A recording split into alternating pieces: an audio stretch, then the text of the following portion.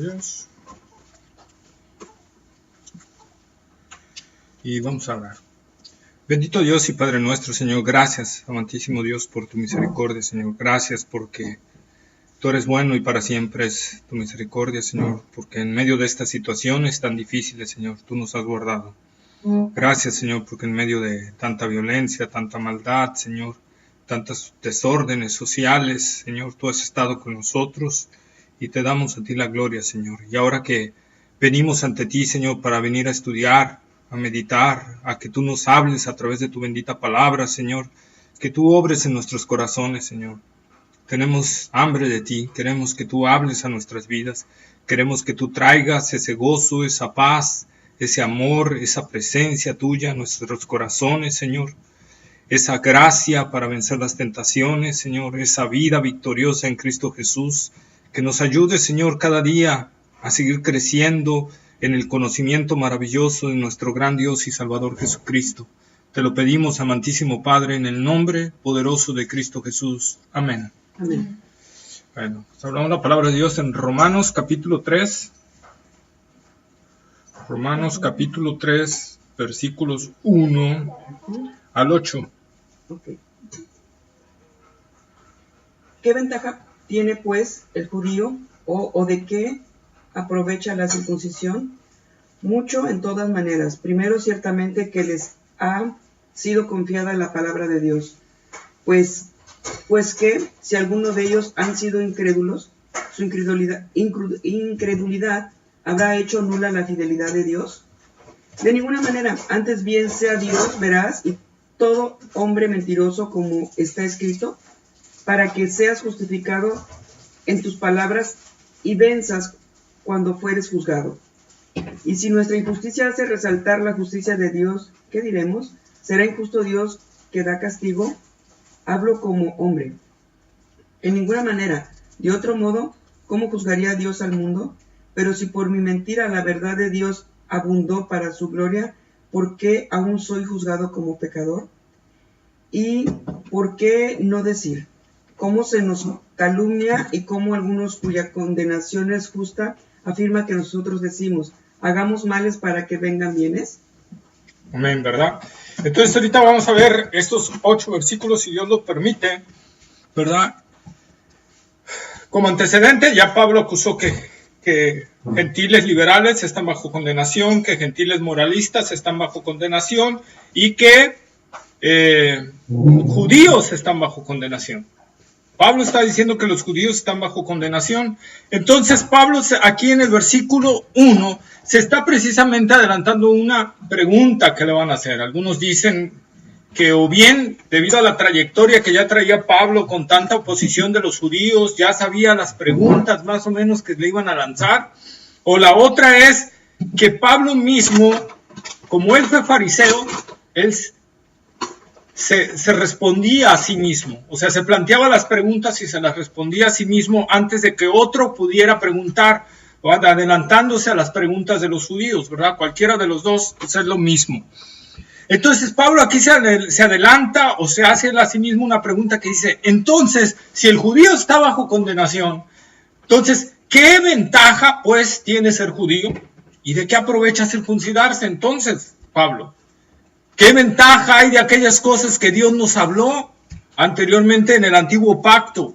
Ya quedaron anuladas, ya quedó todo eso tirado a la basura, Pablo. Ya las promesas de Dios a Israel entonces fueron quitadas definitivamente. ¿Qué pasó entonces, Pablo? ¿Cómo queda el judío si también está preso bajo la condenación? ¿Verdad? Y es una pregunta que Pablo va a contestar. ¿Qué ventaja? ¿Hay alguna ventaja? Y dice Pablo y contesta, mucho. Los judíos tuvieron una mucha ventaja. Dice, mucho en todas maneras. Primero, ciertamente que les ha sido confiada la palabra de Dios. ¿Sí? La palabra de Dios le fue dada a los judíos, en primer lugar. Todo el Antiguo Testamento, toda revelación fue de judíos. Dios hablando a los judíos. No hubo ni un solo gentil escribiendo, recibiendo alguna revelación, sino los judíos. Moisés, que escribió el Pentateuco, los 5 primeros libros de la Biblia, ¿verdad? Era un judío. Entonces, a ellos les fue dada la palabra de Dios. Luego vemos, ¿verdad?, los escritores, Samuel, ¿verdad?, Esdras, Nehemías, Isaías, Jeremías, Ezequiel, todos los profetas judíos. Por lo tanto, todo el Antiguo Testamento era Dios hablando a los judíos y los judíos recibiendo esa palabra de Dios.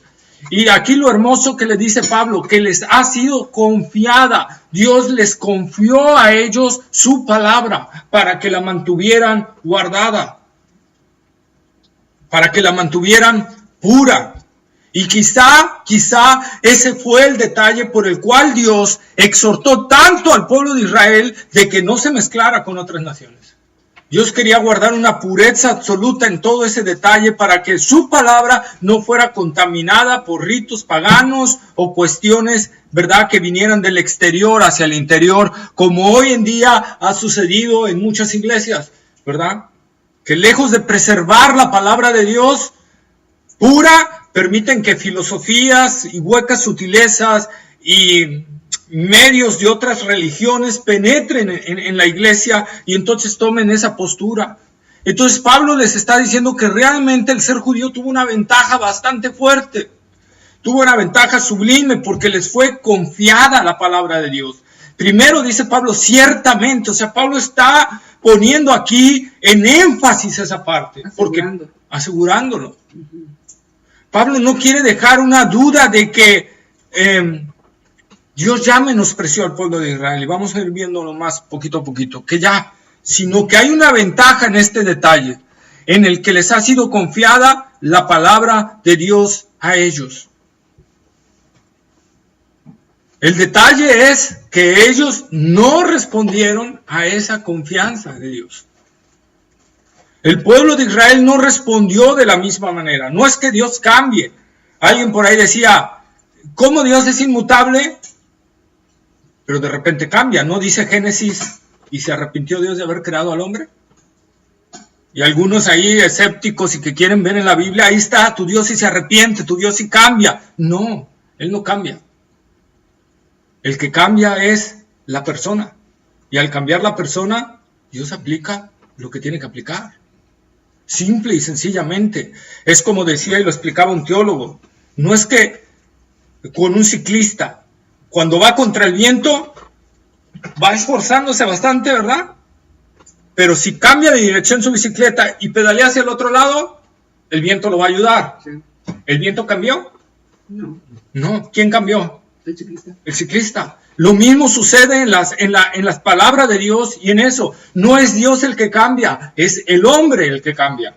Uh-huh. Por eso Dios vez tras vez le dice al hombre, arrepiéntete de tu mal camino y vuélvete a mí, para que no te haga mal.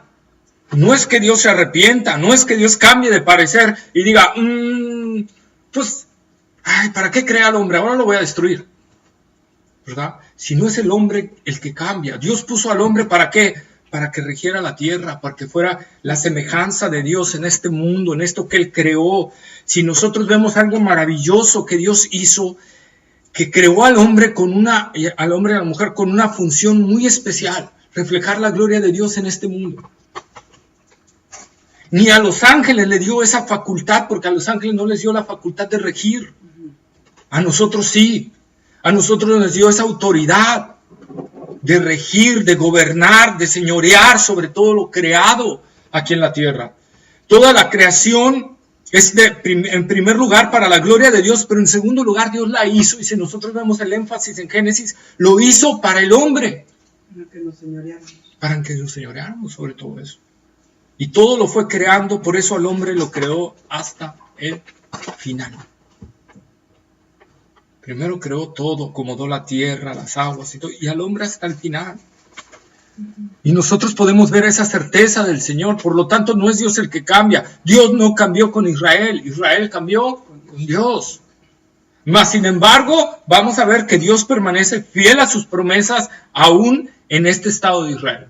Y aprovecha ese estado de Israel, ¿para qué? Para que nosotros tengamos acceso a esta gracia. Dios aprovecha la dureza de corazón de Israel para abrirnos a nosotros. Entonces Dios está utilizando aún el endurecimiento de Israel para bendición a otros. Y es bendición a nosotros. Bendición a nuestras vidas. ¿verdad? Y dice Pablo, ¿verdad? Pues ¿qué? Si algunos de ellos han sido incrédulos, ¿su incredulidad habrá hecho nula la fidelidad de Dios? No. Dice Pablo, y aquí viene en el versículo 4, de ninguna manera. Y aquí Pablo emplea el griego más fuerte que hay en negación. El más fuerte es como si Pablo dijera no, no y 1000 veces no. Absolutamente no, imposible. ¿Sí? Imposible. Antes bien sea Dios veraz y todo hombre mentiroso. ¿Por qué dice, por qué se adelantan? Entonces, Pablo, todas las promesas, Dios no dijo que si no cambiara, que si cambiara las leyes del día y de la noche, Él se iba a olvidar de su pueblo, y las leyes no han cambiado. Entonces, ¿qué? Dios abandonó sus promesas, y Pablo dice, no, Dios sigue siendo fiel. Imposible que Dios sea infiel a sus promesas, pero Dios ha metido en un proceso de disciplina a Israel, ¿verdad? Y de endurecimiento a Israel a causa de su dureza de corazón y de su incredulidad a la palabra del Señor y al recibimiento del Mesías. Entonces Dios no hizo, sino lo que hizo fue hacer a un lado a Israel por lo mientras y abrirnos el paso a nosotros, que hoy conocemos como la iglesia. La iglesia no viene del Antiguo Testamento como algunos enseñan. La iglesia es a partir de la muerte de Cristo Jesús que nos fue dada la entrada a nosotros. Juan capítulo 1, versículo 11 y 12, por favor. ¿Sí? ¿Juan qué? Juan capítulo 1, versículo 11 y 12. 11 y 12. Al suyo vino y a los suyos no le recibieron. Mas a todos los que le recibieron, a los que creen en su nombre, les dio potestad de ser hechos hijos de Dios. Está, ¿verdad? Jesús vino a los suyos no le recibieron. Jesús vino a Israel no le recibió, lo rechazó. Mas a todos los que le recibieron, a los que creen en su nombre, les dio potestad de ser hechos hijos de Dios. Ahí está nuestra entrada, ahí no está nuestra injerción. Y Pablo en Romanos capítulo 11, que lo vamos a ver en varias citas, Pablo está hablando de estas cosas. Dice, si ellos siendo las ramas naturales de la vid fueron desgajadas, no arrancadas, desgajadas a causa de su incredulidad, tú que has sido injertado, tú que no eres rama natural y has sido injertado y permaneces en incredulidad, ¿no crees que Dios te puede arrancar? Ay, sí. ¿Verdad? Entonces no es que Dios esté cambiando, es que nosotros tenemos que ver las promesas de Dios y el cumplimiento y su fidelidad. Dios las promesas que tiene sobre el pueblo de Israel no las hizo sobre los individuos, ojo, sino sobre la nación. Dios no hizo las promesas sobre cada individuo, así que no estaba diciendo que a todos los que venían de Israel les iba a dar salvación, sino solo a las promesas de la nación, como nación. ¿Sí? Esa es la parte que nosotros tenemos que ver. Por lo tanto, no hay un incumplimiento de Dios en la incredulidad de Israel, sino en la fidelidad de Dios. ¿Por qué? Porque la fidelidad de Dios permanece con Israel. ¿Por qué? Porque Dios siempre se reservó un remanente a causa de la incredulidad de Israel para no destruir a su pueblo. Dios siempre se reservó un remanente. Dios siempre guardó a unos para sostenerse, para no destruir a su pueblo. ¿Verdad? Dios siempre está guardando a su nación. Recordemos las palabras del profeta Elías, ¿verdad? Cuando la confrontación de los 400 profetas de Baal y Elías, ¿sí se acuerdan de esa parte? Cuando desciende fuego del cielo y consume el altar, bueno, y después Elías dice, agárrenme a los 400 profetas y los degüella, ¿verdad? Y de repente viene Jezabel y le dice, así me hagan los dioses si mañana, si mañana no tengo tu cabeza, ¿verdad? Elías. Y le dio miedo. Y salió huyendo. Sí. ¿Pero por qué le dio miedo a Elías? ¿Por qué le dio miedo? Porque él volteó a ver un pueblo que no había un corazón recto delante de Dios y que por lo tanto se le podían volver en su contra. A pesar de la euforia de que wow, y descendió fuego del cielo y consumió el altar, ¿verdad? Y vimos eso. No, hombre, vimos cómo y todo se consumió, hasta el agua que le aventamos encima y todo. Pero Elías sabía que Israel seguía siendo idólatra. Y por lo tanto, todo ese pueblo que ufanó en todo ese momento, se le podía volver en su contra. Por eso cuando huye a la cueva y Dios lo alcanza ahí, le dice: Elías, ¿qué haces aquí? Le dice: Señor, solo yo he quedado. Vean lo que dice: solo yo he quedado. Todos los demás están en idolatría, Señor. Y si me matan, ¿qué va a pasar, Dios? Tú vas a barrer al pueblo. Eso no lo dice Elías, ¿verdad? En la escritura, pero entendamos esa parte. Si yo soy el último que queda del remanente y a mí me matan, Señor, tú vas a destruir a esta nación. Y le dice Elías: me he reservado 7,000 rodillas que no se han doblado ante Baal.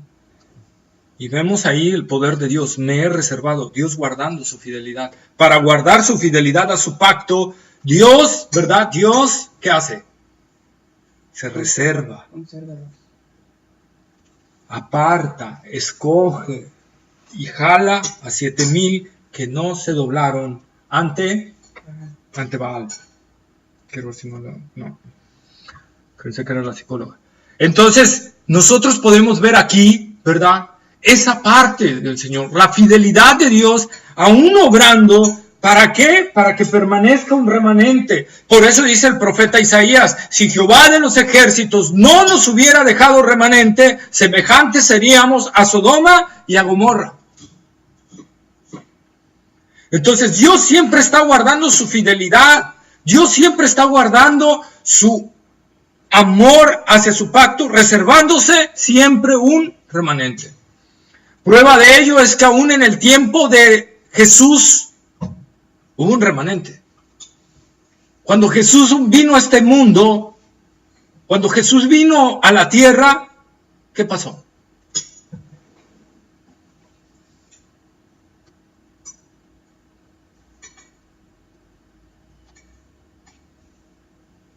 Estaba una viuda de muchos años, ¿verdad?, orando en el templo y reconoció a Jesús desde bebito.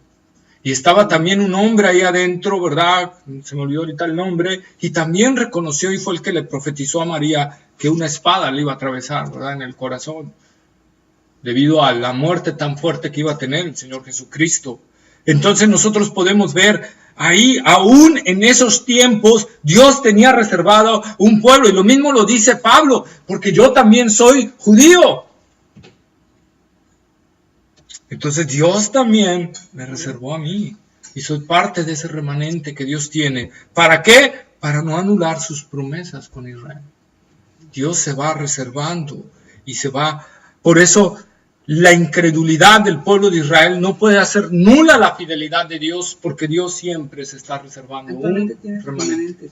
Actualmente hay judíos que están recibiendo a Cristo como Señor y Salvador. Actualmente sigue. Y generación tras generación hay judíos que se están convirtiendo al Evangelio. Entonces Dios tiene un remanente. Y al final, en un tiempo de suma apostasía del pueblo de Israel, como hoy lo estamos viendo con el desfile del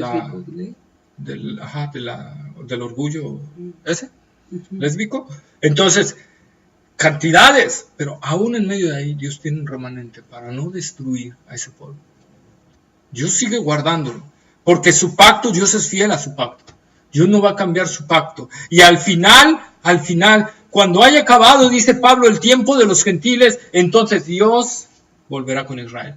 Cuando la iglesia sea quitada, arrebatada, entonces Dios regresará con su trato con el pueblo de Israel. Y al final, dice Pablo, todo Israel, o sea, todo el Israel que quede, no que todo Israel de todas las generaciones, sino todo el Israel que quede en ese periodo de tiempo, será salvo.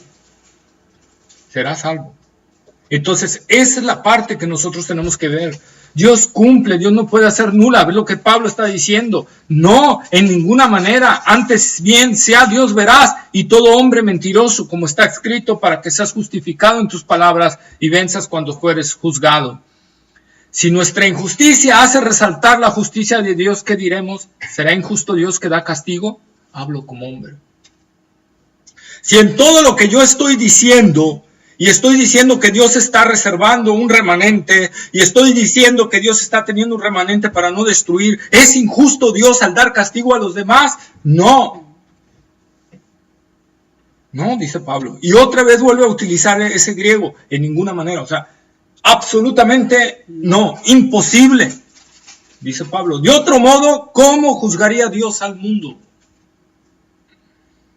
Y aquí es donde tenemos que ver, y como se los he dicho, la justicia de Dios, la justicia, aunque quitémosle lo de Dios por un momento, la justicia, dicen en nuestro es ciega, ¿no? La justicia va parejo para todos. La justicia no ve quién es, sino qué hizo, y va parejo para todos. Si hizo bien, lo va a recompensar; si hizo mal, le va a aplicar el castigo, ¿sí? Y va parejo para todos. Pero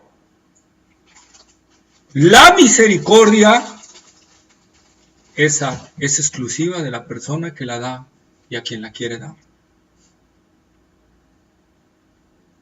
Eso es exclusivo de la persona y no hace que sea injusta, sino que eso es propiedad de esa persona, el si la extiende o no la extiende. Como el rey Asuero en los tiempos de Esther.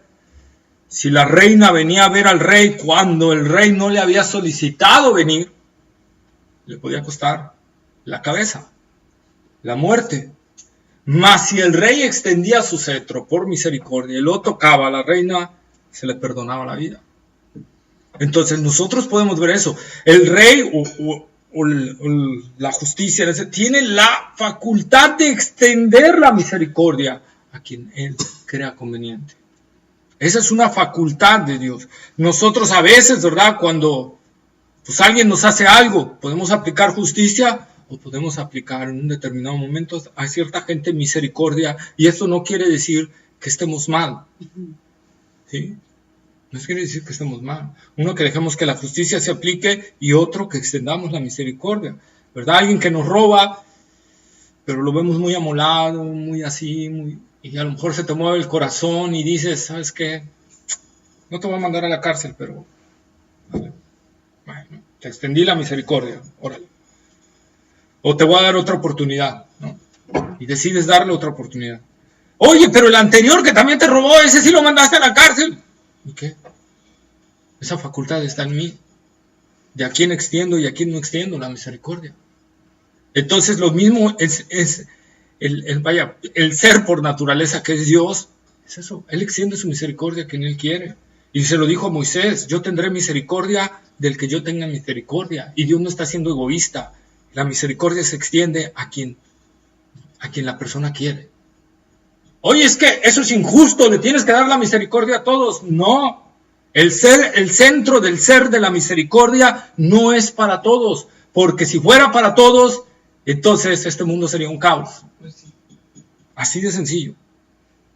Oye, yo descuarticé como a 50, ¿no? Pero tienes que tener misericordia de mí. No me metas a la cárcel. Ah, no, pues sí es cierto, tengo que tener misericordia de ti, discúlpame. No, la misericordia se extiende a quien la persona, quien tiene la facultad de aplicarla, la aplica. En este caso, Dios aplica misericordia al quien Él quiera aplicarla, ¿verdad? Y esa es la parte que nosotros tenemos que ver. Por eso es lo que Pablo está defendiendo aquí. Y si nuestra injusticia hace resaltar la justicia de Dios, ¿qué diremos? ¿Será injusto Dios que da castigo? Hablo como hombre, en ninguna manera. De otro modo, Dios no podría juzgar al mundo.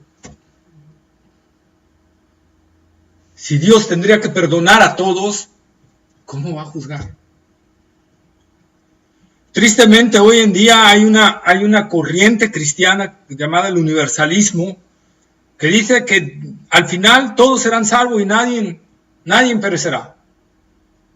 Es una corriente que tiene apenas unos 20 años de existencia y que está hablando de este detalle, que al final Dios va a perdonar a todos y todos serán salvos. Y entonces yo digo, ¿cuál es el fin de que Jesús nos enviara a evangelizar a todo el mundo? Si al final todos serán salvos. Jesús nos envió a ser mártires por gusto. Ah, sí, vayan, nos van a matar, nos van a apedrear, sí. Jesús dice, si no vamos, de todas maneras se van a salvar, pero ustedes vayan, Sería absurdo. Jesús nos está enviando porque es el único medio de salvación y no hay otro. Si no creen en el Señor Jesucristo, no se van a salvar, porque ya vimos que no hay ignorancia. Que no hay ignorancia. Aún hasta en las civilizaciones más bajas hay un conocimiento de Dios, tanto en la creación, como en la conciencia, como en la ley escrita en sus corazones. Entonces, por lo tanto, no hay nada. Por lo tanto, el día del castigo Dios será justo al aplicarlo. Por eso Dios puede juzgar al mundo con justicia y con verdad. Ese es el centro de Dios, porque Dios es justo y Dios es verdad. Cuando hablamos de verdad no podemos hablar de un ser superior más que de Dios. ¿Sí? Y Pablo se adelanta a decir algo de cuando normalmente él predica de la gracia, de los que algunos, ¿verdad?, le están diciendo, bueno, Pablo, entonces hagamos males para que vengan bienes. Dice Pablo, no. Tal cosa yo no la predico. Yo no predico una vida que no sea de santidad, de entrega al Señor, de pasión por el Señor. Yo predico una gracia, dice Pablo, pero que te lleva a vivir a Dios. Yo predico una gracia, pero que de esa gracia te transforma, que te lleva a vivir en santidad. Yo no predico una gracia que te da libertad para pecar y hacer lo que tú quieras. Yo te predico una gracia que te transforma por dentro y te cambia. Injustamente, varios opositores del apóstol Pablo le predicaban de esta manera, ¿verdad? Entonces nosotros vemos esta parte, ¿sí? Entonces Pablo, hablando de todo esto, algo similar que está enfrentando aquí Pablo, lo enfrentaron los profetas del Antiguo Testamento. Lo enfrentó Juan el Bautista y lo enfrentó el Señor Jesucristo. Vamos por favor a Mateo capítulo 8, versículos 9 al 10.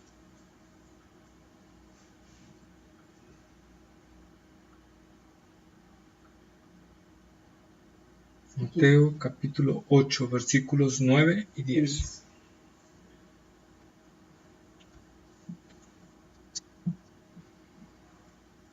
Porque también yo soy hombre bajo autoridad y tengo bajo mis órdenes soldados.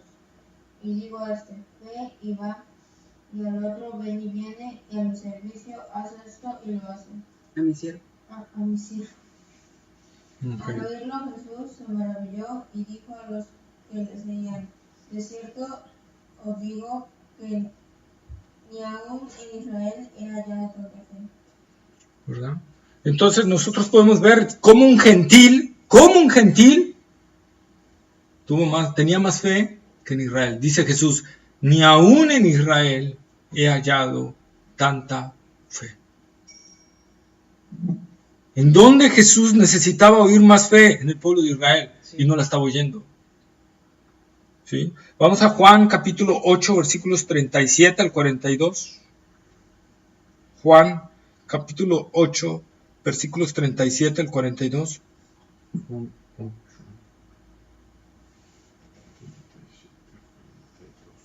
¿Están? Dice, sé que sois descendientes de Abraham, pero procuráis matarme, porque mi palabra no haya cabida en vosotros.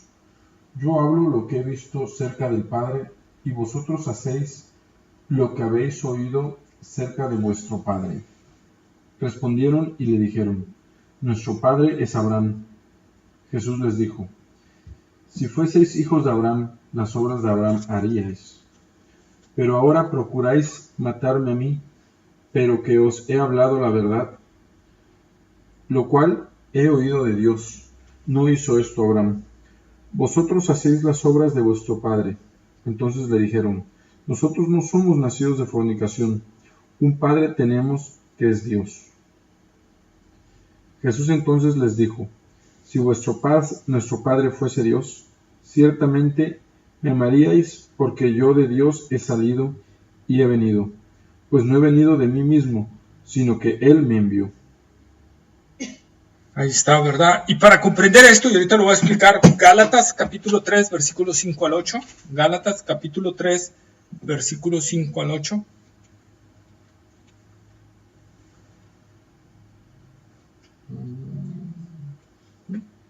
Aquel pues os suministra el Espíritu y hace maravillas entre vosotros, ¿lo hace por las obras de la ley o por el oír con fe?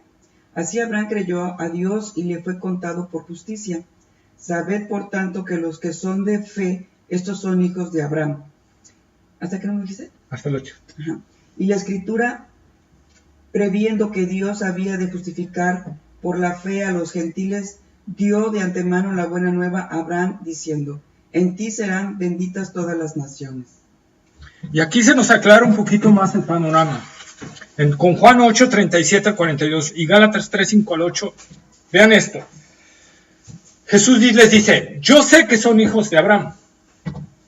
Pero luego les dice, si fuesen hijos de Abraham, las obras de Abraham harían.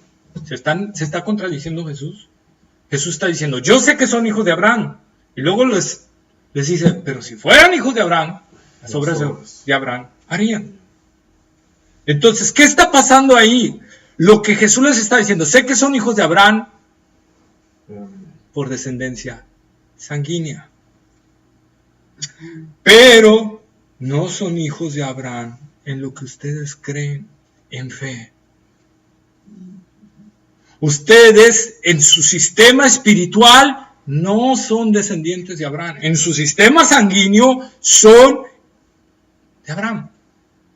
Pero en su sistema espiritual no son de Abraham, porque todos los que son de fe, dice Pablo, estos son hijos de Abraham. Por eso Jesús dijo, si fuerais hijos de Abraham, las obras de Abraham harías. No porque las obras sean algo, sino porque la fe, como dice Pablo, esa fe que me lleva a actuar y me lleva a creerle a Dios.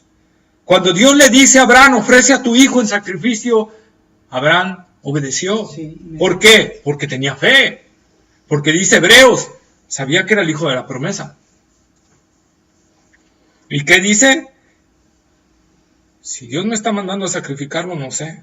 Lo va a resucitar, lo va a hacer algo, lo va a multiplicar. ¿Quién sabe qué va a hacer Dios? Pero Dios va a hacer algo porque este es el hijo de la promesa. Y Él me lo prometió y Él va a hacer algo. Y Dios es inmutable en sus promesas. Esa es la fe de Abraham.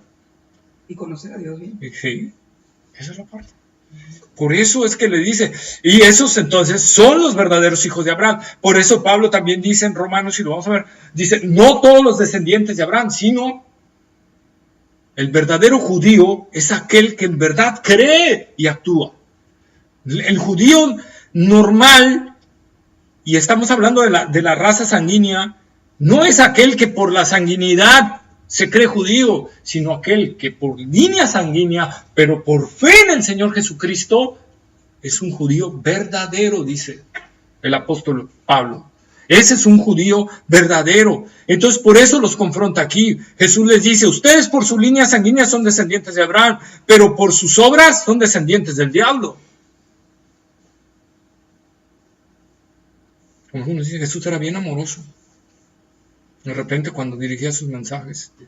Y me imagino a veces en la lógica que quieren algunos implementar del amor, porque el amor no es Pura palabra bonita. exacto. Puro actuar bonito. Así no es el amor. Ese no es el amor. El amor verdadero confronta el pecado. El amor verdadero confronta lo erróneo. El amor verdadero no se goza de la mentira, se goza en la verdad, no se goza en lo deshonesto, le molesta. Entonces Jesús está molesto por la deshonestidad de ellos y en amor los confronta. Por ese amor que tiene, ese amor reflejado en su molestia, los confronta. Dice, ustedes no son hijos de Abraham, ustedes son hijos del diablo.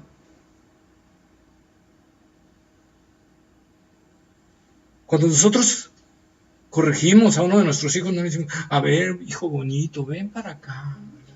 Mi chiquito, precioso, la regaste. A ver, volteate y te va. 1, 2, 3. ¿Te dolió?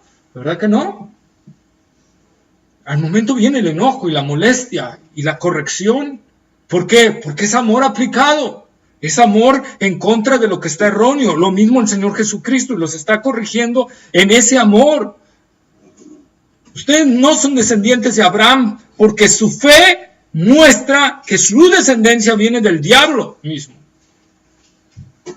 ¿Verdad? Ya lo podemos nosotros ver. ¿Sí?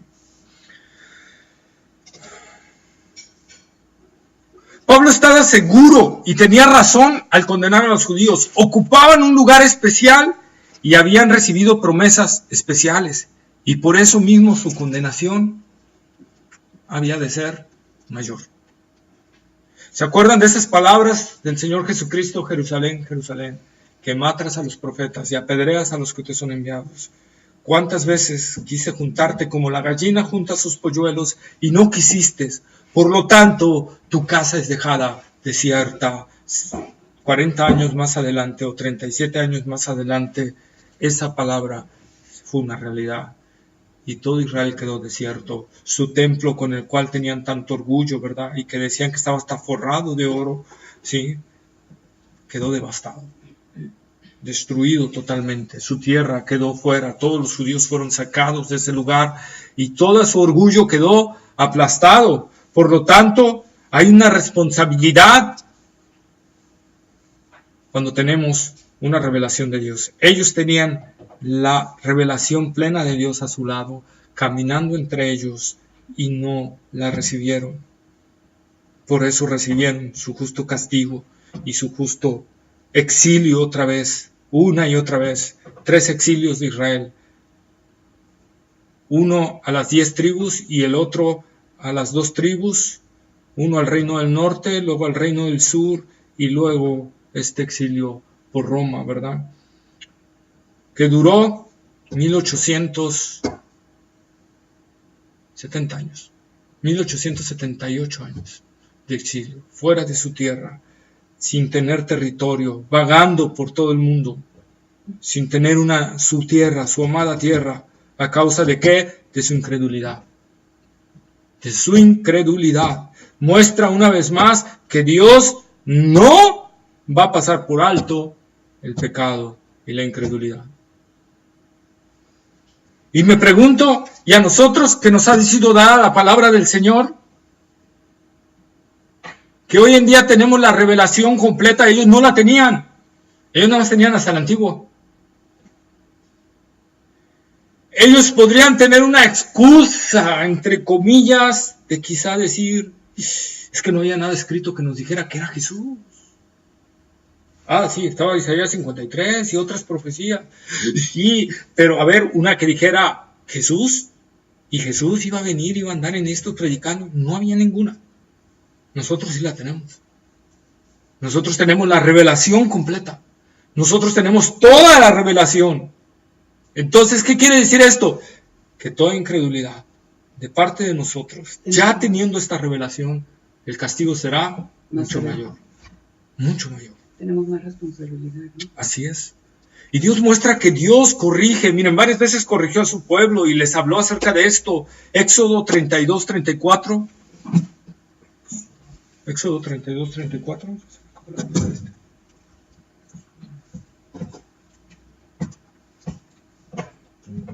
32, 34.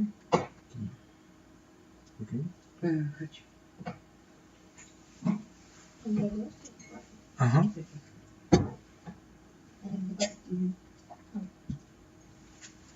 Ve, pues, ahora lleva a este pueblo a donde te he dicho. He aquí mi ángel irá delante de ti, pero en el día del castigo yo castigaré en ellos su pecado. Fíjense, ¿verdad? ¿Qué está diciendo ahí el Señor? Ok, sigan caminando, pero yo he determinado un día donde voy a castigar este pecado que hizo Israel. Este pecado. A veces creemos Pues si Dios no hizo nada, entonces ya la libramos. Ya no nos cayó el castigo ahorita. Ya la hicimos. No. Dios puede decir, camina, porque dentro de tanto tiempo te voy a aplicar el castigo. No te lo voy a dar de inmediato. Ya te amonesté por medio de la palabra y sabes que te va a venir un castigo. Sigue caminando. Pero el día de tu castigo va a llegar. Ante Dios no podemos quitarnos eso. Salmo 89, 32. Salmo 89, 32.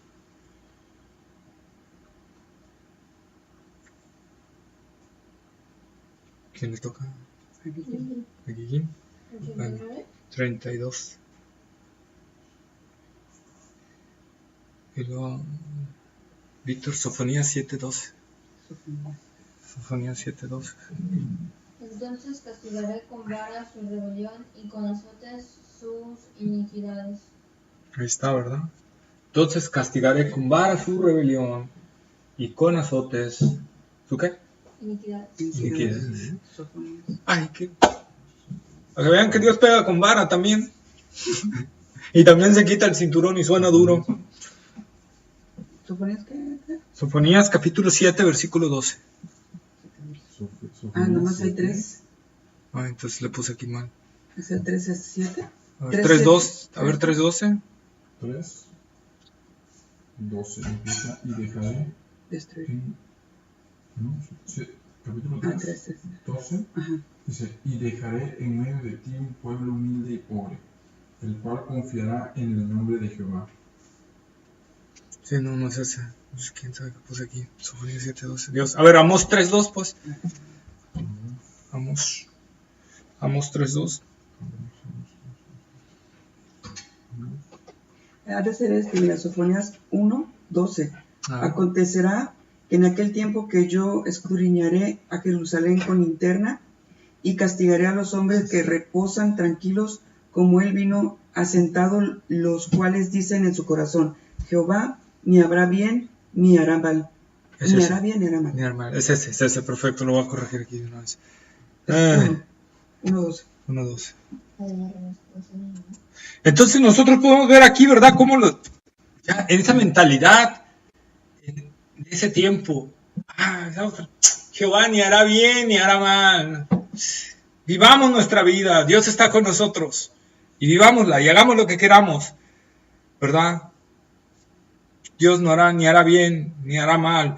¡Pum! Y de repente les cae el castigo y ven que sí Dios actúa, ¿verdad? Dios se detiene muchas veces por su gran misericordia, pero de que va a actuar, va a actuar. Y eso sin lugar a dudas. Entonces Pablo tiene en mente, ¿verdad?, que todos estos israelitas, entonces todos, Dios tenía razón de condenarlos. A causa de su incredulidad, a causa de su desvío de la palabra de Dios, a causa de su falta de responsabilidad ante la revelación que tenían ellos, a causa de no obedecer a Dios, ¿verdad? Entonces, Dios era justo al aplicar el castigo. Luego Pablo también ve pero que no todos los judíos eran infieles. Lo que hablamos del remanente. Había un remanente fiel en el cual, ¿verdad?, eran verdaderos judíos. ¿Por qué? Porque creían realmente y porque obedecían al Señor, ¿sí? Y de entre ellos vemos a Elías, que ya lo vimos. No vamos a leer esa cita, pero vamos a leer Esdras 9:13. Esdras capítulo 9, versículo 13.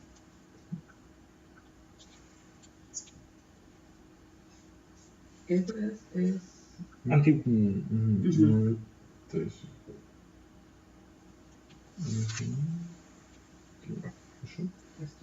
Dice, Esdras 9:13. Mas después de todo lo que nos ha sobrevenido a causa de nuestras malas obras y a causa de nuestro gran pecado, ya que tú, Dios nuestro, no nos has castigado de acuerdo con nuestras iniquidades y nos diste un remanente como este. Ahí está, ¿verdad? No nos has castigado conforme a nuestras iniquidades y nos preservaste o nos diste un remanente como este. Isaías 10:21 y 22. Isaías 10:21, 22. mío, ahora. Antiguo. Isaías 10, 21, 22 y 22. Y Isaías 37, 32. Isaías 10. 10. Isaías capítulo 10, versículo 21 y 22. Y Isaías 37, versículo 32. Isaías 37, 32.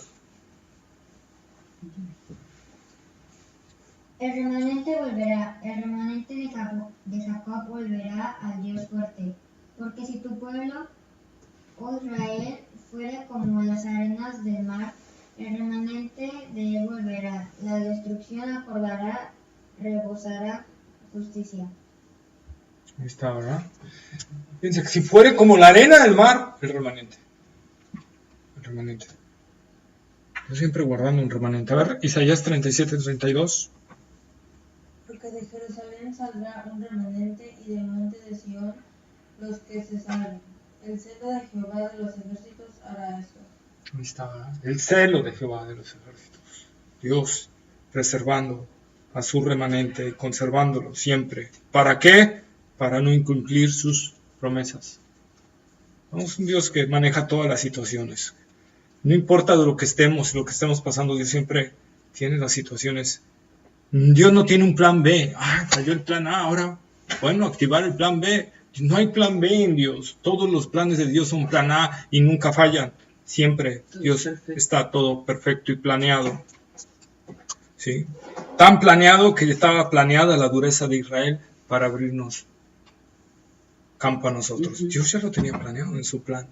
No fue, Israel me rechazó, ¿y ahora qué hago? Ya sé, le voy a dar apertura a los gentiles. No, ya estaba planeado.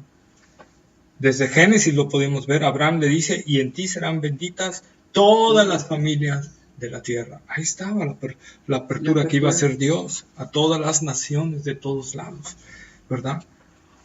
Por medio de Israel. ¿Y por qué por medio de Israel? Porque por medio de Israel tanto viene la palabra de Dios como vino la manifestación, la encarnación de Dios, porque Jesús fue judío, ¿verdad? Por eso cuando Jesús ve a la mujer samaritana, Él dice, la salvación viene por los judíos. Señor, los samaritanos dicen que los judíos, ¿quién tiene la razón? ¿Quién tiene la razón? La salvación viene por los judíos.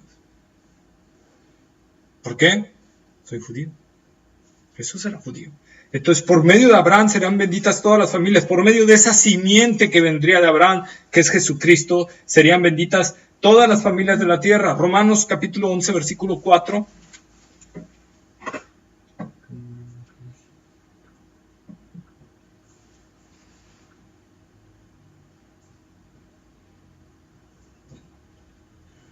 Dice, pero, ¿qué le dice la divina respuesta? Me he reservado 7,000 hombres que no han doblado la rodilla delante de Baal. Ahí está, ¿verdad? Pablo también hablando sobre ese detalle de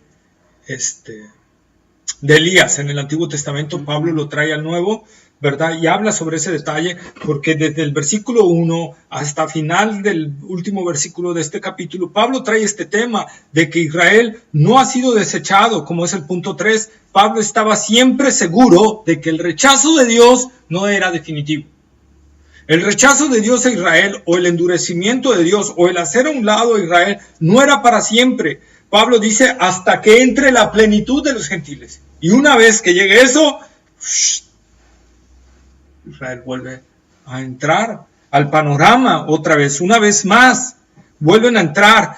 Ahí mismo en el capítulo 11, versículos 25. Sí está largo, pero bueno. Del 25 al 29, vamos a leer 25 al 29. Deberíamos de leer hasta el 36. 25 al 29. Ajá. De Romanos. Porque no quiero, hermanos, que ignoréis este misterio, para que no seas arrogantes en cuanto a vosotros mismos, que ha acontecido a Israel endurecimiento en parte, hasta que haya entrado la plenitud de los gentiles. Y luego todo Israel será salvo, como está escrito: vendrá de Sión el libertador, que apartará de Jacob la impiedad. Y este será el impacto con ellos cuando yo quite sus pecados. Así que en cuanto al Evangelio, son enemigos por causa de vosotros, pero en cuanto a la elección, son amados por causa de los padres, porque irrevocables son los dones y el llamamiento de Dios. Pues como vosotros también en otro tiempo erais desobedientes a Dios, pero ahora habéis alcanzado misericordia para la desobediencia de ellos. Así también, esto ahora han sido desobedientes, para que por la misericordia concedida a vosotros, ellos también alcancen misericordia, porque Dios sujetó a todos en desobediencia para tener misericordia de todos. ¿Le sigo? Ahí está bien, hasta ahí. Uh-huh. Teníamos hasta el 36, porque de ahí Pablo ya llega a un punto donde cae en un alabanza al Señor, porque ya no puede ir más allá de este gran plan de Dios que Dios tiene. Pero dice, Él sujetó a todos. Él sujetó a todos. Tanto sujetó a desobediencia al pueblo de Israel para que nosotros los gentiles tuviéramos entrada, y ahí vemos el plan de Dios. No hubo plan B, era el plan A de Dios. Entonces, para que tuviera misericordia de nosotros, y al tener misericordia por medio de los celos, nosotros somos como la carnada. Como la carnada. ¿Sí? Para hacer celar a Israel. Y que Israel entonces empiece, ¿y yo qué? ¿Verdad? Oye, Dios, y ahí estás con los gentiles, ¿y yo qué? Entonces, pero viene el arrebatamiento de la iglesia, y entonces Dios dice, vente, órale, ¿verdad?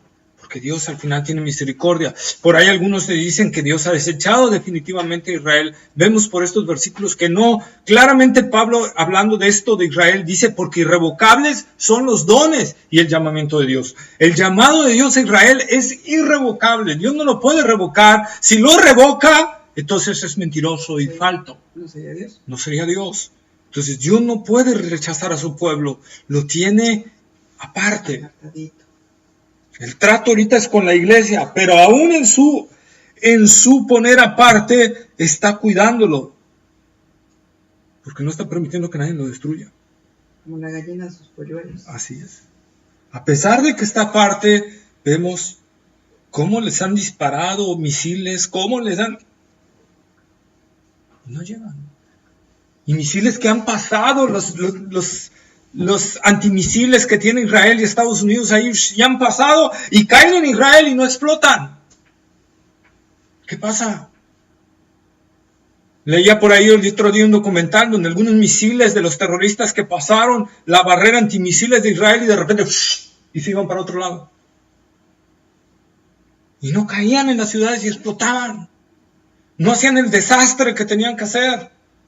¿Por qué? La mano de Dios sobre su pueblo. La mano de Dios sobre su pueblo. 1967, Siria se levanta contra Israel, Egipto, y ambos atacan a Israel al mismo tiempo, por dos frentes. Israel en su festividad más sagrada, el Yom Kippur, donde no hacen ninguna actividad, y solo una parte del ejército tuvo que defender a Israel. Proporción 200 soldados a uno, 200 del campo enemigo contra uno de Israel, era la proporción. Y sin embargo, no pudieron hacerle nada a Israel. Sí, penetraron algunas zonas y todo, pero penetraban a Israel, se metían y eran destruidos. ¿Y cómo? Si eran bastantes y un ejército y con tanques y con todo, no pudieron. La guerra de los 6 días también, no pudieron. Porque Dios al final está bloqueando la inteligencia militar de esas naciones y dándole inteligencia al pueblo de Israel para defenderse. Entonces nosotros vemos la mano de Dios, por eso Dios dice, y nadie los podrá, una vez que yo los plante ahí, nadie los va a quitar. Y esa es palabra de Dios. Y lo vemos, por más que han querido eliminar a ese pueblo de ahí, y lo han amenazado y le han dicho 1000 cosas, no lo han podido arrancar. ¿Sí? Esa es la promesa de Dios. Romanos capítulo 11, versículo 1.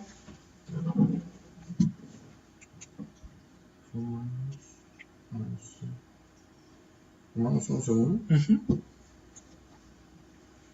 Si queda alguna duda, Romanos 11:1 nos la va a aclarar. Digo pues, ¿ha desechado a Dios a su pueblo? En ninguna manera, porque también yo soy israelita, de la descendencia de Abraham, de la tribu de Benjamín. Ahí está, ¿verdad? ¿Ha desechado Dios a su pueblo? De ninguna manera. En ninguna manera. Y vuelve a utilizar ese griego. Imposible. ¿Ha desechado Dios a Israel? Imposible. Imposible de que Dios deseche a Israel. Y nosotros podemos verlo en el libro profético que habla de lo que va a venir más adelante. Apocalipsis capítulo 7, versículos 3 al 8. Apocalipsis Capítulo 7, versículos 3 al 8. 7. 3:8. ¿Y qué? Diciendo, no hagas daño a la tierra, ni al mar, ni a los árboles, hasta que hayamos sellado en sus frentes a los siervos de nuestro Dios. Y oí el número de los sellados, 140 y 40,000 sellados de todas las tribus de los hijos de Israel. De la tribu de Judá, 12,000 sellados. De la tribu de Rubén, 12,000 sellados. De la tribu de Gad, 12,000 sellados. De la tribu de Aser, 12,000 sellados. De la tribu de Neftalí, 12,000 sellados. De la tribu de Manasés, 12,000 sellados. De la tribu de Simeón, 12,000 sellados. De la tribu de Leví, 12,000 sellados. De la tribu de Isaacar, 12,000 sellados. De la tribu de Zabulón, 12,000 sellados. De la tribu de José, 12,000 sellados. De la tribu de Benjamín, 12,000 sellados. Ahí está, ¿verdad? Entonces nosotros podemos ver aquí que Dios en el tiempo de la gran tribulación va a sellar a 144,000 judíos para ser utilizados. No hay iglesia, aunque algunos dicen, es que la iglesia ahorita es el Israel espiritual. En cierta forma sí, es el Israel espiritual porque Israel ha sido hecho a un lado. Pero nunca se nos ha llamado en la escritura a la iglesia, tribu de Judá, tribu de Benjamín, tribu de Efraín, tribu de Aser. Eso claramente identifica a los judíos, ¿verdad? A Israel, al pueblo sanguíneo, no a la iglesia. Porque yo no pertenezco a alguna de las tribus, yo pertenezco al Israel espiritual de Dios, pero a ninguna de las tribus. Al original. Así es. Entonces aquí Dios en su sabiduría inmensa habla por cada tribu. Bien fuera fácil poner Dios 144,000 israelitas, pero con eso los que hoy dicen que Israel ya fue hecho a un lado, sería para ellos espléndido. Pero Dios especifica cada tribu 12,000. 12,000 de cada tribu. Y con esto da claro margen. Y al final todo Israel será salvo. Zacarías capítulo 12, versículos 9 al 11. Zacarías capítulo 12, versículo 9 al 11. ¿Es Old? Sí, es antiguo. Es el penúltimo libro del Antiguo Testamento. Zacarías. Capítulo 12, versículos 9 al 11. ¿Ya estamos? Ujú. Dice, y en aquel día yo procuraré destruir a todas las naciones que vinieren contra Jerusalén, y derramaré sobre la casa de David y sobre los moradores de Jerusalén el espíritu de gloria y de oración, y mirarán a mí, a quien traspasaron, y llorarán como se llora por hijo unigénito, afligiéndose por él como quien se aflige por el primogénito. En aquel día habrá gran llanto en Jerusalén, como el llanto de Adadrimón en el valle de Megiddo. Ahí está, ¿verdad? Entonces nosotros podemos ver que claramente esta profecía, ojo, si Israel no va a sufrir la restauración, esta profecía es falsa. Para los que dicen que Israel no va a ser, esta profecía tendría que ser falsa, porque esa profecía no se ha cumplido. Y derramaré de mi espíritu sobre la descendencia de David, y llorarán por mí, a quien traspasaron. Nosotros no traspasamos al Señor. No. Lo traspasó a través de los judíos que pidieron crucificarle. Por eso en otra parte de Zacarías también dice, y dirán, ¿quién te hizo esas heridas en tus manos? Y él dirá, fui herido en casa de mis amigos. Y fíjense lo que dice el Señor en ese tiempo futuro, porque es una profecía futura. Está regresando ya con sus manos horadadas. Y le dicen, ¿fui herido en casa de mis enemigos? No, de mis amigos. Jesús los sigue teniendo como amigos. ¿Por qué? Porque si nos vamos a Romanos, lo que leímos, son amados por la elección, son amados por la promesa de los padres. Dios los sigue amando porque siguen siendo parte especial para Él, porque siguen siendo parte de su plan, porque siguen siendo parte de su elección eterna, y Dios no va a abandonar nunca su elección eterna, porque Dios no se arrepiente de las cosas que ya ha planeado. No, pues ahora no se me ocurre destruir al mundo. Mejor voy a hacer otra cosa, ¿no? Ay, ¿qué creen? Mejor voy a cambiar el agua de fuego y azufre, y en lugar de que sea un lugar de tormento, que sea un lugar de, no sé, de música, rock o algo así, ¿verdad? Entonces Dios no se arrepiente de lo que va a hacer. Él habla y ejecuta. Si su misericordia actúa para detener su juicio un momento, no quiere decir que no va a actuar, sino que se está reservando para un momento especial. ¿Sí? Entonces vemos cómo Dios cumple todas sus promesas. Y nosotros entonces, esto debe de alentarnos a nosotros. Saber esto, que si Dios nos ha dado promesas, Dios las va a cumplir.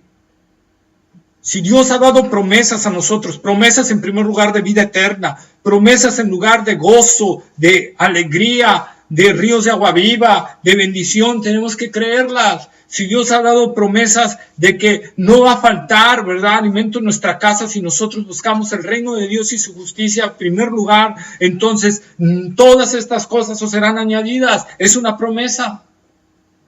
Es una promesa. Cree en el Señor Jesucristo, serás salvo. Es una promesa. Debo de creerla. No ser incrédulo. Debo de creerla. Creerla firme y fielmente. Porque es la única forma que tengo yo de obtener esa bendición del Señor. Hace rato en la tarde les enviaba ese, ¿no?, de que bendito sea el Dios y Padre de nuestro Señor Jesucristo, que nos bendijo con toda bendición espiritual en los lugares celestiales en Cristo Jesús. Que nos bendijo con toda bendición espiritual. Ya estás bendecido con toda bendición espiritual. No necesitas hacer algo, ya estás bendecido con toda bendición espiritual de Dios. Dios te ha bendecido todas las áreas espirituales. No te hace falta nada. Por eso Pablo dice en Colosenses, con Cristo estáis completos. Nada os falta. Desde el cristiano más nuevo hasta el cristiano más antiguo está tan completo, porque Cristo es nuestro completo en nosotros, nuestro completo. Y eso es lo que nosotros debemos de entender, y no ser duros como los judíos, no portarnos duros como ellos. Nosotros necesitamos ver que la desobediencia va a traer consecuencias, que la incredulidad va a traer consecuencias, el no creerle a Dios va a traer consecuencias. ¿Qué dice Hebreos 11:6? Eso nos grábenselo de memoria. Hebreos 11:6. Pero sin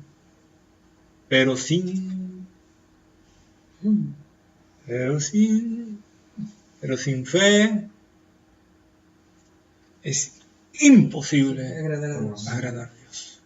Porque es necesario que el que se acerca a Dios crea que le hay y que es galardonador de los que le buscan.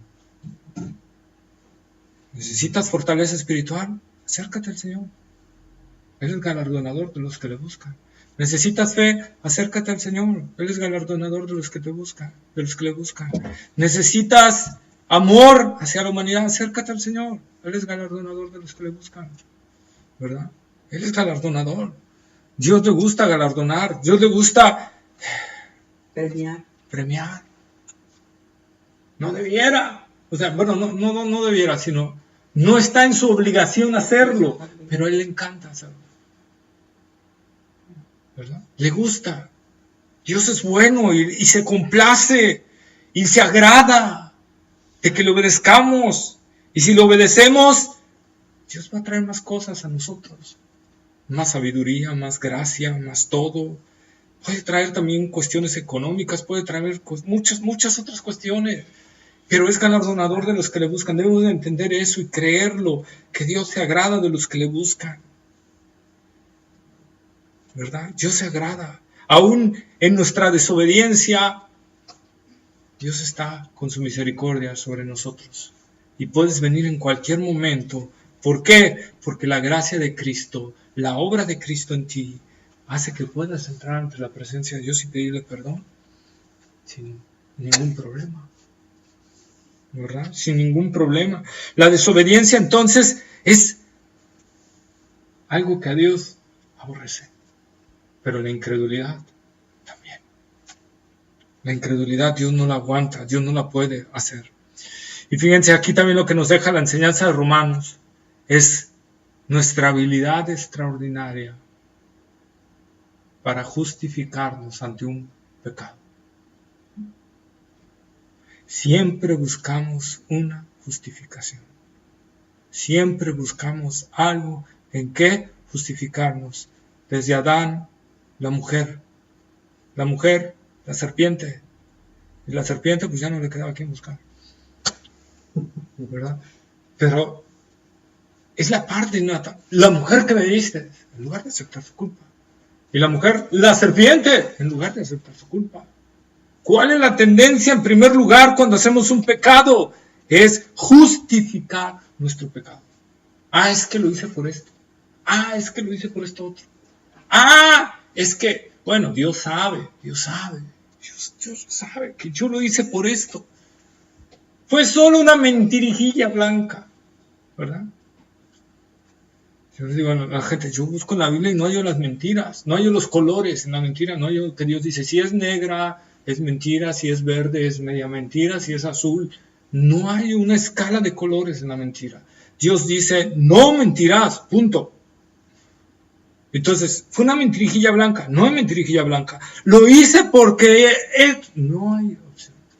La mentira es la mentira. La mentira es la mentira. ¿Sí? Entonces, nosotros tenemos que ver esa parte, que nuestro razonamiento no tergiverse la verdad de Dios. Por eso tenemos que ir mucho a la Escritura y obedecer lo que dice la Escritura. Y aplicárnoslas a nosotros y ver en nosotros si estamos así, si estamos bien, ¿verdad? Y si no, pedirle perdón al Señor. Hace rato me compartían un texto y está muy bonito cuando David dice, examíname, oh Dios, y conoce mi corazón. Pruébame y conoce mis pensamientos y ve si hay en mí camino de perversidad y guíame en el camino eterno. Si yo analizo lo que está diciendo David ahí, Señor, pruébame, porque ni yo mismo sé cómo estoy ante ti. Pruébame. Solo tú conoces la verdad de mi vida. Solo tú conoces si me estoy desviando de la verdad. Por eso te digo que me pruebes y veas si hay en mí camino de perversidad. Y entonces corrijas mi caminar y yo pueda caminar hacia el camino de la verdad, hacia el camino de la vida, hacia el camino de la salvación. Señor, dependo de ti, no de mí, dependo de ti y guíame en el camino eterno.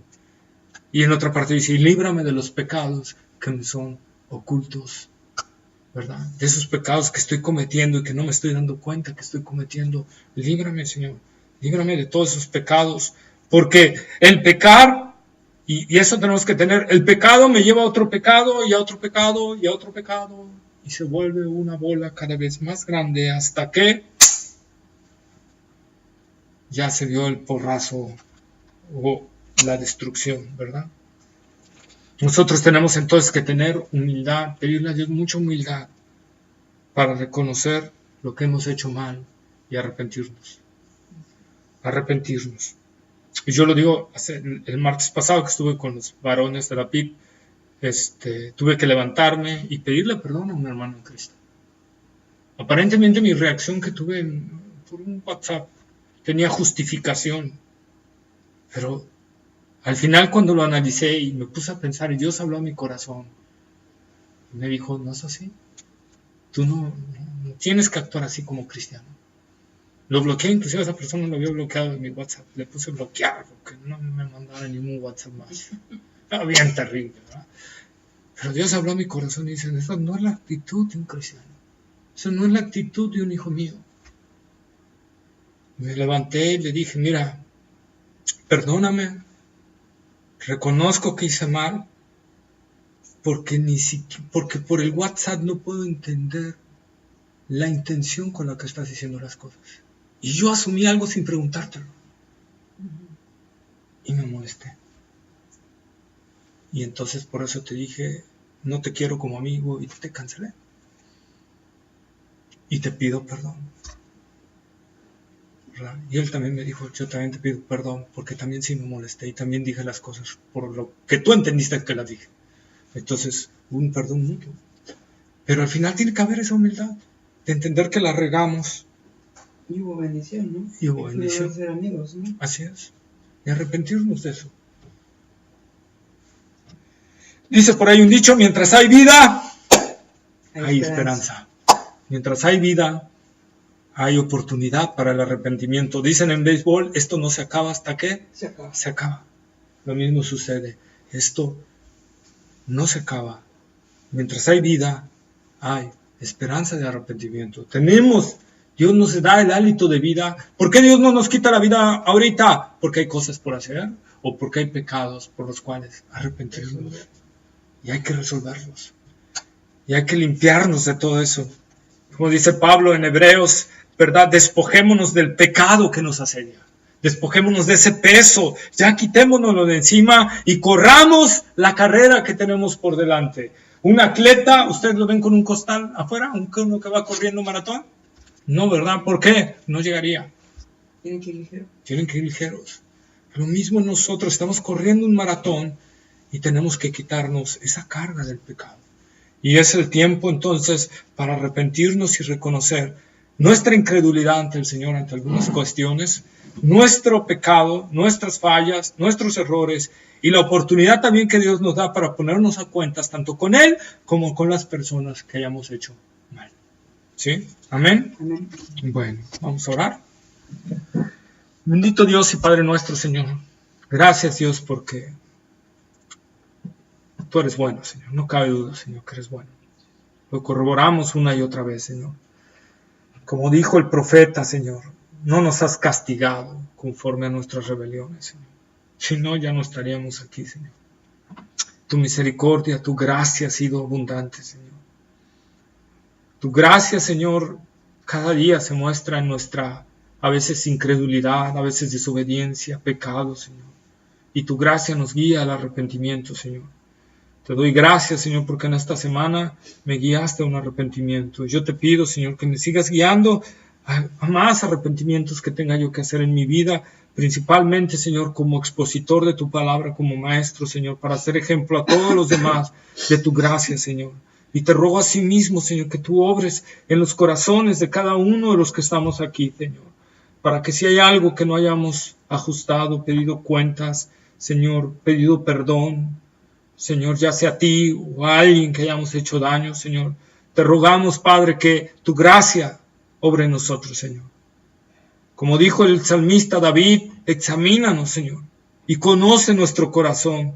Pruébanos, Señor, y conoce nuestros pensamientos, y ve si hay en nosotros caminos de perversidad. Y, oh Dios, por tu gracia, por tu misericordia, guíanos en el camino eterno, Señor. Necesitamos de ti, Señor. Reconocemos que no nos podemos, Señor, valer en nuestras fuerzas, ni en nuestros razonamientos, ni en nuestra espiritualidad, sino solo en tu gracia, Señor, y por eso volteamos nuestros ojos a ti, elevamos nuestra oración y nuestro clamor a ti, y rogamos que tu gracia actúe en nosotros, Señor, para perdón de nuestros pecados, para salvación, para vida eterna, para vida llena de testimonio de Jesucristo, para vida en comunión contigo, Señor, para experimentar y ver realidad todas esas promesas que tú tienes para nosotros, Señor. Muchas cosas no las estamos viviendo porque estamos en incredulidad, Señor, o unas no las estamos viviendo porque estamos en pecado, hemos hecho cosas malas y no nos hemos arrepentido, Señor, y no hemos cambiado nuestra manera de actuar con respecto a eso, pero te rogamos, oh Dios, que tú lo hagas en nosotros. así como en tu misericordia y en tu gracia, tú lo hiciste conmigo, Señor, así lo hagas en los demás, Señor. En cada quien, en cada alma, Señor, porque nadie hay más especial para ti.